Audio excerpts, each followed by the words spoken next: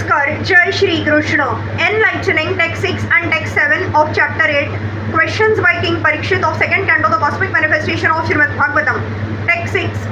Dhau Tatma Purushah Krishna Pada Moolam Na Munchati Mukta Sarva Parikleshah Pantha Swasharanam Yatha.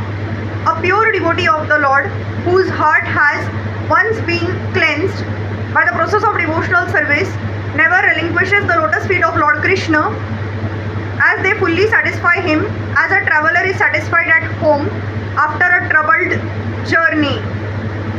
One who is not a pure devotee of the Supreme Lord Krishna is not completely cleansed in the heart, but a perfectly cleansed person never quits the devotional service of the Lord. In discharging such devotional service as ordered by Brahmaji to Narad in the preaching of Srimad Bhagavatam, sometimes a representative of the Lord engaged in preaching work meets various so-called difficulties. This was exhibited by Lord Nityananda when he delivered the two fallen souls, Jagai and Madhai. But such difficulties are very gladly suffered by the devotees in preaching, because in such activities, although apparently very severe, the devotees of the Lord feel transcendental pleasure because the Lord is satisfied. Prahlad Maharaj suffered greatly, but still he never forgot the lotus feet of the Lord. This is because a pure devotee of the Lord is so purified in his heart that he cannot leave the shelter of Lord Krishna in any circumstances. There is no self-interest in such service. The progress of culturing knowledge by the jnanis or the bodily gymnastics by the yogis are ultimately given up by the respective performers, but a devotee of the Lord cannot give up the service of the Lord, for he is ordered by his spiritual master. Pure devotees like Narad and Nityananda Prabhu take up the order of the spiritual master as the sustenance of life. They do not mind what becomes of the future of their lives. They take the matter very seriously, as the order comes from the higher authority, from the representative of the Lord, or from the Lord himself. The example set herein is very appropriate. A traveler leaves home in search for wealth in far distant places, sometimes in the forest and sometimes on the ocean and sometimes on hilltops.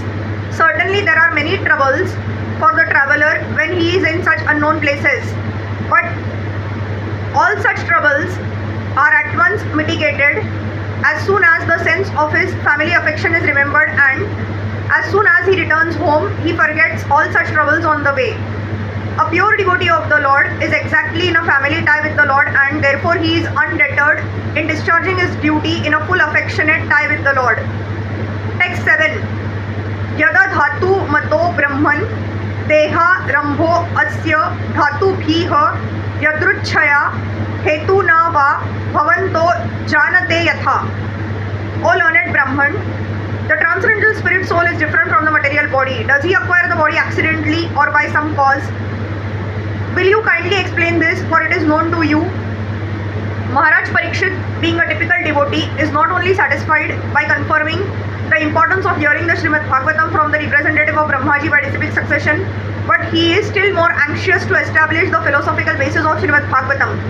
Srimad Bhagavatam is the science of the Supreme Personality of Godhead, and as such, all questions that may arise in the mind of a serious student must be cleared by the statements of the authority. A person on the path of devotional service may inquire from his spiritual master all about the spiritual position of God and the living beings. From the Bhagavad Gita as well as from the Srimad Bhagavatam, it is known that qualitatively the Lord and the living beings are one.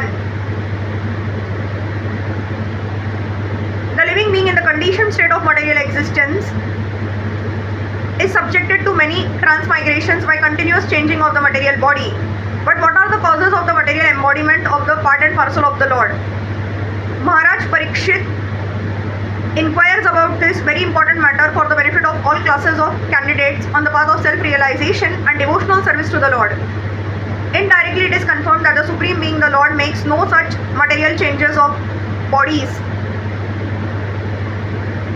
He is spiritually whole, with no difference between his body and his soul, unlike the conditioned soul. The liberated living beings who associate with the Lord in person are also exactly like the Lord. Only the conditioned souls awaiting liberation are subjected to changes of body. How was the process first begun?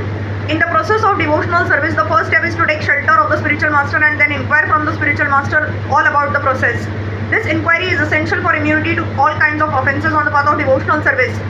Even if one is fixed in devotional service like Maharaj Pariksit, he must still inquire from the realized spiritual master all about his.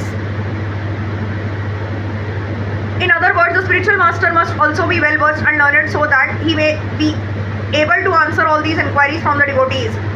Thus, one who is not well versed in the authorized scriptures and not able to answer all such relevant inquiries should not pose as a spiritual master for the matter of material gain. It is illegal to become a spiritual master if one is unable to deliver the disciple. Hare Krishna.